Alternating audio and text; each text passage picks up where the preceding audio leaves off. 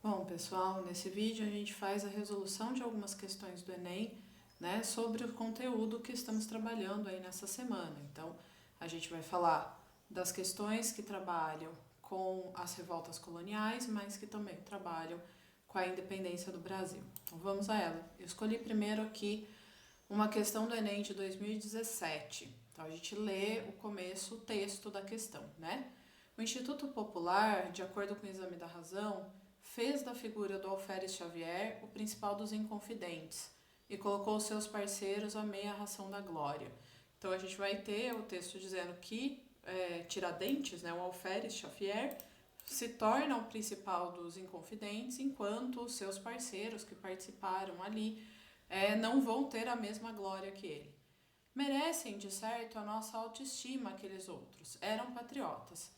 Mas o que se ofereceu a carregar com os pecadores de Israel, o que chorou de alegria quando viu comutada a pena de morte de seus companheiros, pena que só ia ser executada nele, o enforcado, o esquartejado, o decapitado, esse tem de receber o prêmio na proporção do martírio e ganhar de todos, visto que pagou por todos. Então é um texto, né, que a gente vai ver depois que é do Machado de Assis, que vai mostrando que como Tiradentes foi o que mais sofreu e ele teria, né, o texto fala que ele pagou por todos, ele teria sofrido por todos, por isso ele tem uma glória maior em relação aos outros conjurados, aos outros inconfidentes. No processo de transição para a República, a narrativa machadiana sobre a Inconfidência associa. Então aqui a gente tem o nosso comando de questão. Qual é a associação que Machado de Assis cria ao falar da figura de Tiradentes? Ele associa uma redenção cristã e uma cultura cívica. Então ele associa essa luta por uma república à ideia daquele que paga por todos, né? A redenção cristã, aquele que morre pelo pecado dos outros. Isso é muito comum a gente ver acontecer, né, para justificar a heroicização de alguns personagens da história. Isso não acontece só no Brasil. Tá? Eu vou ver as outras alternativas para a gente ter certeza que está assinalando a correta. Ele associa a veneração aos santos e o radicalismo militar, ele nem fala, né, de santos exatamente, é uma ideia muito maior, é aquele que morre pelos outros, é a ideia de Jesus mesmo. E ele não fala de um radicalismo militar dos inconfidentes. Ele não faz uma apologia aos protestantes de forma alguma, não existe ali uma apologia de que os protestantes é uma ideia cristã nessa daquele que paga por todos. É uma tradição messiânica e uma tendência regionalista. Nem Tiradentes pode ser evidenciado como uma tendência regionalista. Até poderíamos falar numa tradição messiânica na ideia de alguém que vem para resolver todos os pecados, todos os problemas. No entanto, não é exatamente isso. Ele já está associando diretamente a figura de Tiradentes à figura de Cristo. Uma representação eclesiástica é um dogmatismo ideológico. Né? Ele nem está fazendo a ideia de um dogma ideológico, nem está mostrando uma representação da igreja efetivamente. Então, ficamos com a alternativa A. A segunda questão aqui é uma questão que caiu na prova do Enem em 2016. Então, vamos ler o texto que dá origem à questão.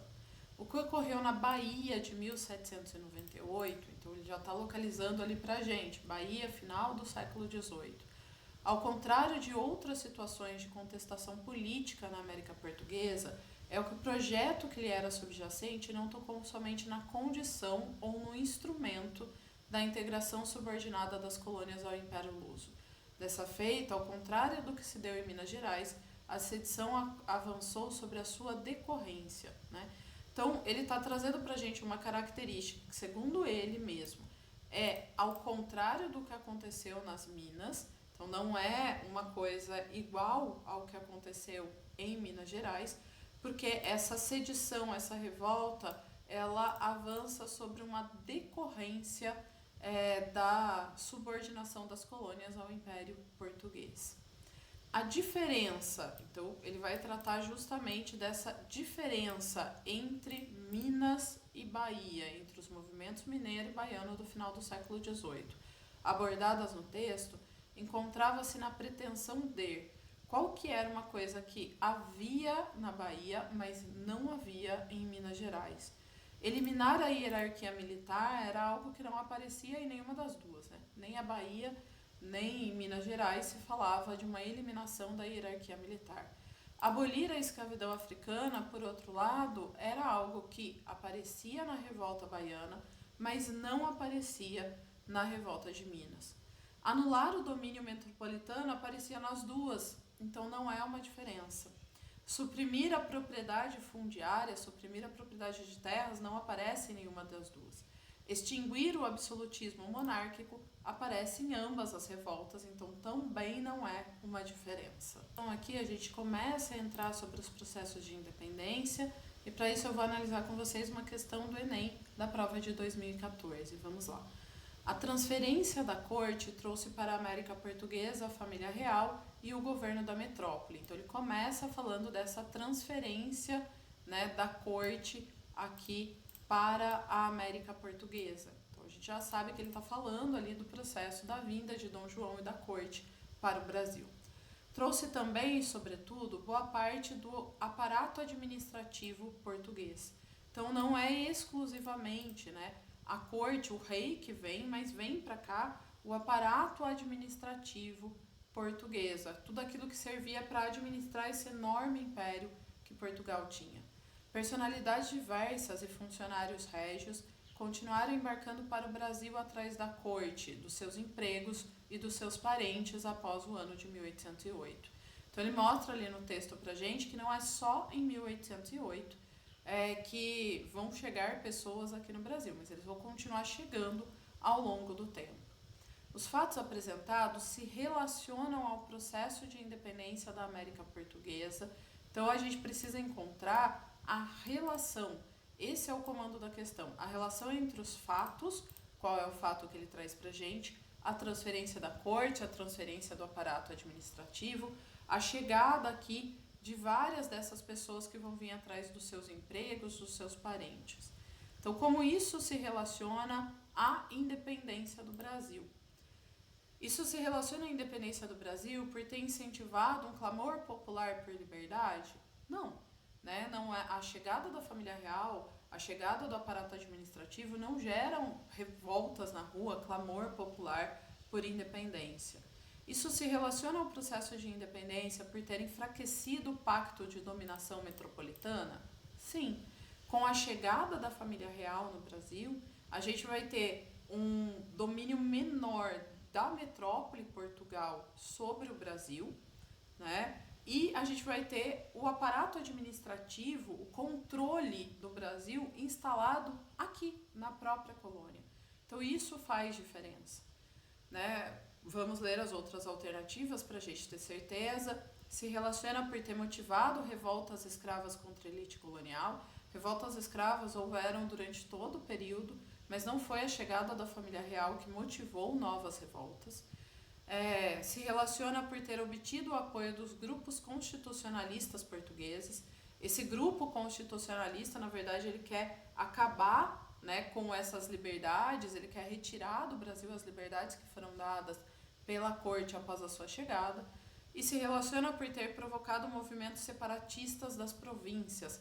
Não, a gente tem um movimento separatista, né, que acontece em Pernambuco em 1817, contudo, não é a chegada desse aparato administrativo que gera esses movimentos separatistas. O que gera esses movimentos é justamente o fato de se concentrar esse domínio português no Rio de Janeiro e outras províncias, como por exemplo a província de Pernambuco, ficarem esquecidas. E ela não acontece nas províncias, ela acontece em um lugar, em Pernambuco.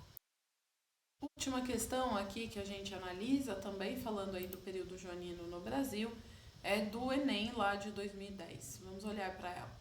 Eu, o príncipe regente, faço saber aos que o presente alvará virem, que desejando promover e adiantar a riqueza nacional, e sendo um dos mananciais dela as manufaturas e a indústria, sou servido a abolir e revogar toda e qualquer proibição que haja este respeito no Estado do Brasil.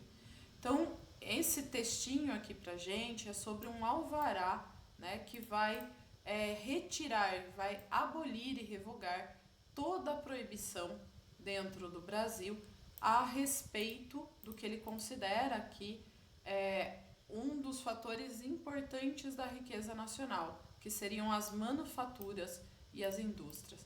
Esse é o conhecido como Alvará de Liberdade Industrial, um alvará feito por Dom João, tá aqui, ó, ele é de abril de 1808, e que permitia, né, ele fala Alvará de Liberdade para as Indústrias, tá aqui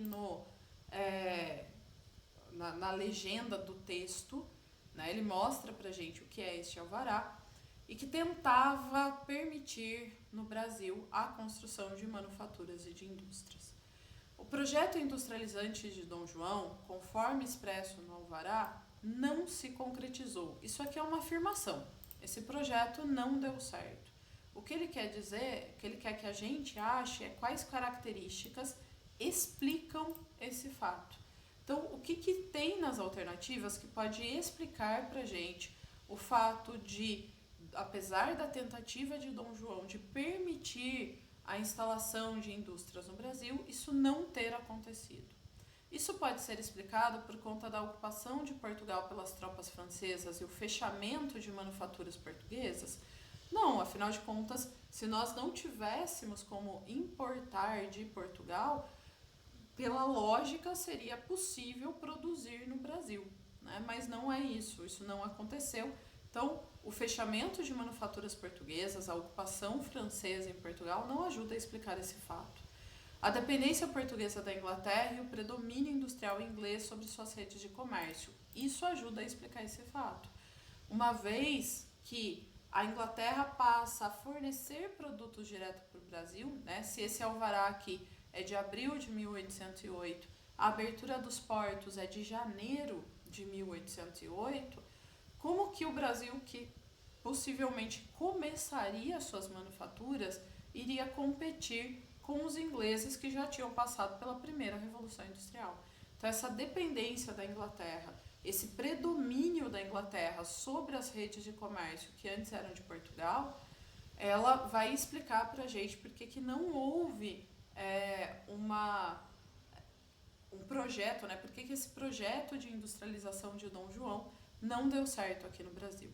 Só olhando as demais alternativas, para a gente sempre ter certeza, a desconfiança da burguesia industrial colonial diante da chegada da família real portuguesa, não existe uma burguesia industrial no Brasil, uma vez que não existiam indústrias, ele está fazendo um alvará que pela primeira vez permite a instalação dessas indústrias. O confronto entre a França e a Inglaterra e a posição dúbia assumida por Portugal no comércio internacional. Portugal assumiu uma posição dúbia, mas não é isso que explica o fato de que as indústrias não puderam se instalar no Brasil. O atraso industrial da colônia provocado pela perda de mercados para as indústrias portuguesas. A gente não perde nenhum mercado para as indústrias portuguesas, uma vez que essa indústria está invadida ali pelos franceses também. E vamos combinar, havia pouquíssimas indústrias portuguesas também. Bom, pessoal, sempre lembrando que se você tiver alguma questão que você viu, que você gostaria que fosse revista, que você gostaria de tirar uma dúvida, você pode entrar em contato comigo, seja pelo chat do Moodle, ou seja pelo e-mail do Instituto Federal, que eu estou à disposição para tirar qualquer dúvida. Um abraço e até o próximo vídeo, onde a gente vai olhar esses mesmos assuntos, mas nas questões das estaduais paulistas.